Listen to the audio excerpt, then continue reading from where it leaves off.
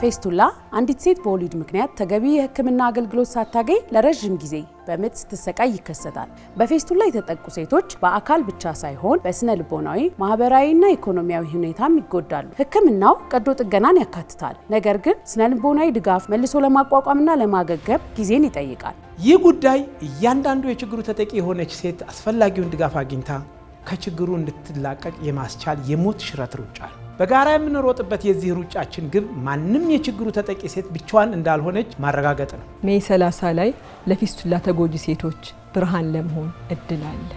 ለዚህ ነው ሂልተን ሆቴል በሚካሄደው የክብርና የተስፋ ምሽት በሆነው ፕሮግራማችን ላይ እንድትሳተፉ የምንጋብዛችሁ። ቲኬት በመግዛትና በመለገስ ከገንዘብ በላይ እየሰጡ ነው። ድጋፋችሁ ህይወትን ይለውጣል። በጋራ በመሆን ለውጥ እናምጣ። ይቻላል።